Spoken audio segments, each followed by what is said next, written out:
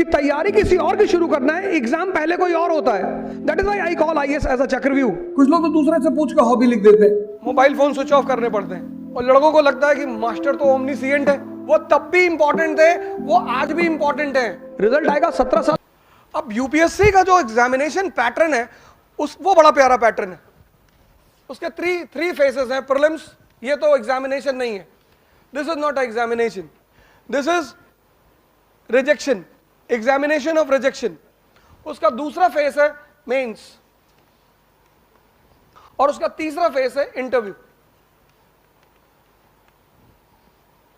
इस एग्जामिनेशन की सबसे प्यारी बात यह है कि तैयारी यहां से शुरू होती है, प्रीलिम्स की कोई तैयारी ही नहीं होती। There is nothing called preparation of prelims. इसकी तैयारी यहां से होती है, यहां से, मेन से। मेंस मतलब फैक्ट प्लस कॉन्सेप्ट, यह है मेंस, यहीं से शुरू होती है। और इन दोनों को फ्रेम किया जाता है प्रीलिम्स के फैक्ट्स के, क्वेश्चंस के रूप में।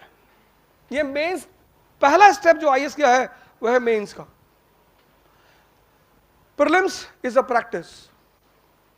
प्रीलिम्स में अगर 10 लाख लड़के बैठते हैं तो इसमें 50,000 ऐसे लड़के होते हैं, 50,000, जो रियलिटी में मेहनत करते हैं, पढ़ते हैं। 9,50,000 तो पापा कहे थे एक बार दे के देख लो।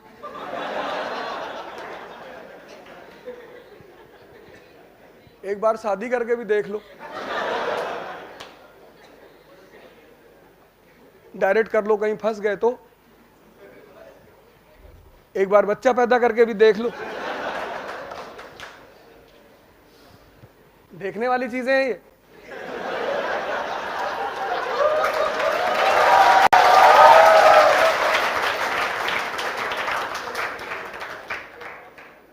तो तुम तो कभी ये सोचो ही मत कि ये 10 लाख लोग एग्जाम दे रहे हैं।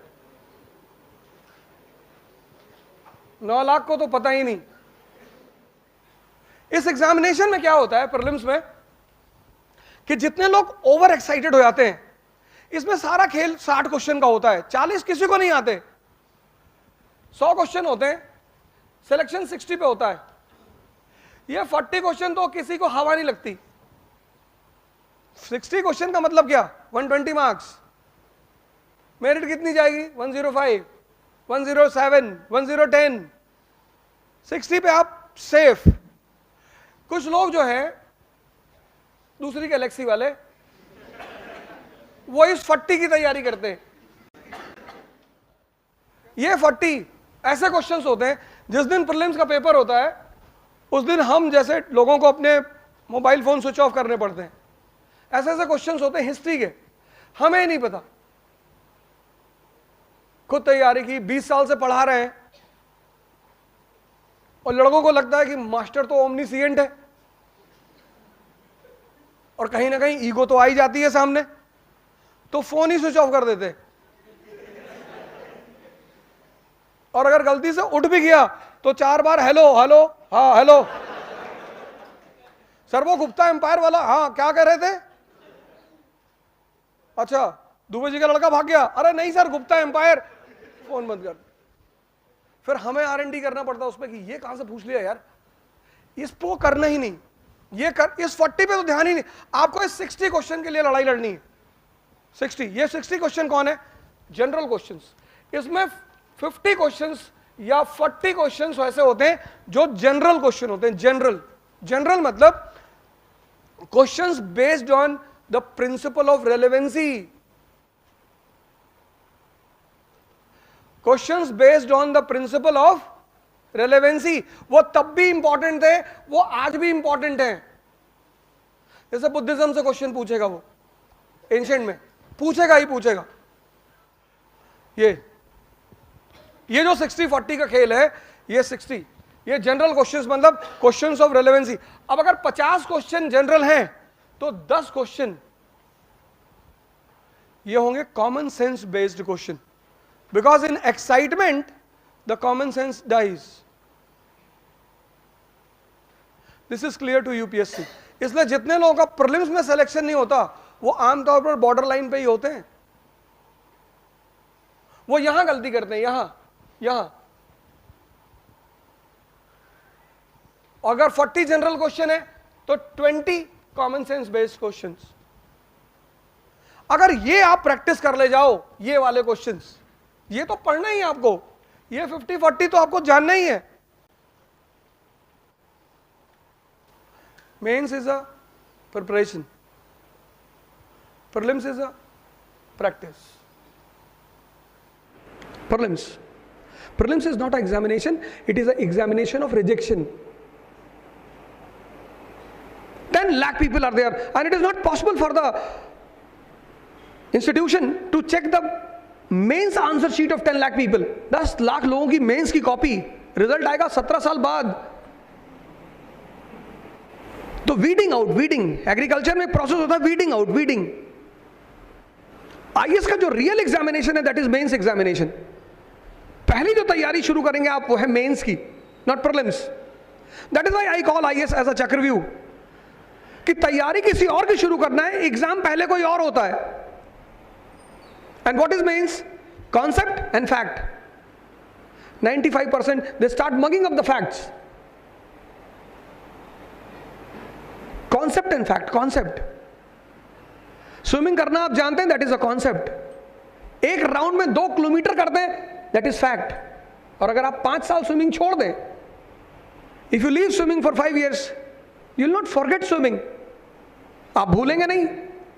Whenever you will jump into water, you will float. पर अब आप 2 किलोमीटर नहीं कर पाएंगे। क्यों? क्योंकि आपकी प्रैक्टिस नहीं है। Prelims is a practice. If you have a strong command on mains, यहां से आप तैयारी शुरू करो मेंस की। और मेंस की तैयारी का सबसे अच्छा फॉर्मूला है, सबसे बेस्ट, जिस सब्जेक्ट को आप तैयार करना चाहते हो उसकी टेक्स्ट बुक खरीदने से पहले उसका अनसॉल्व्ड खरीदो मेंस का।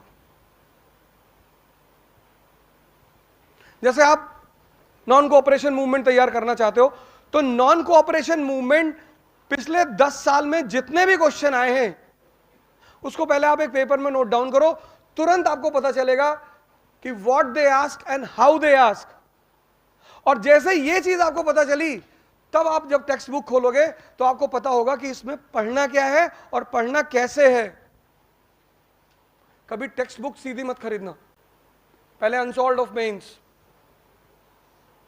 पॉलिटी उठाया, पॉलिटी का अनसॉल्व ले लिया मेंस का, उसके 10 साल की सिनॉप्सिस बना लो। Fundamental right, fundamental duty, preamble, central executive, कि कहां से क्वेश्चन सबसे ज्यादा है, उसकी एक सिनॉप्सिस बना लो। 5 दिन 4 दिन का काम होता है वो, पर वो तुम्हें पूरी पिक्चर दे देगा कि पॉलिटी में क्या पढ़ना है और कैसे पढ़ना है।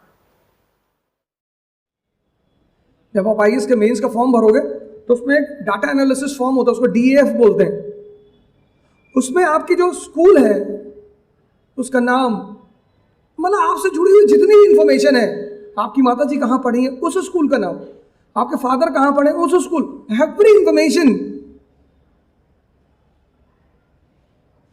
And the question will revolve around that. Hobby पूछेंगे आपकी हॉबी क्या है। कुछ लोग तो दूसरे से पूछ कर हॉबी लिख देते हैं कि मेरी हॉबी है गार्डनिंग। अब यूपीएससी दिल्ली में है, उसमें तो सारे इंपोर्टेड प्लांट्स लगे हुए। मेरे स्टूडेंट ने लिख दिया गार्डनिंग। इंटरव्यू में पूछा कि gardening is your hobby, he said yes. तो मैडम थी, उन्होंने कहा कि अच्छा from which age you are doing gardening, he said ma'am I was in class 6। अरे बोली अच्छा, मतलब बहुत पहले से करते हो? जी। बोली उठो, उठाया, यूपीएससी की बिल्डिंग के पीछे ले गई, वहां सारे इंपॉर्टेंट प्लांट्स हैं, इंपोर्टेड। पूछने लगी ये कौन सा प्लांट है बेटा, ये। वो 5 मिनट के बाद रोने लगा, तो मैडम मैंने 2 ही प्लांट देखे, मैरीगोल्ड और रोज, बाकी मैंने देखा नहीं है, मैंने किसी से पूछ के लिख दिया था मैडम। हमारे कानपुर में है इकरा IAS बाय ओझा सर, जो IAS और PCS की प्रेपरेशन के लिए लाए हैं बेस्ट फैकल्टीज फ्रॉम दिल्ली। तो अब मतलब वो सारे के सारे लोग जो कि IAS और PCS की प्रेपरेशन के लिए दिल्ली जाने की सोच रहे हैं ना, तो अब उन्हें दिल्ली जाने की बिल्कुल जरूरत नहीं है, क्योंकि ओझा सर की देखरेख में इकरा IAS लाए हैं new offline batches for UPSC IAS PCS के बाद join NCERT basics and GS pre का मेंस फाउंडेशन बैच सिर्फ और सिर्फ इकरा IAS, वो भी 9 नंबर क्रॉसिंग हमारे शारदा नगर कानपुर में है।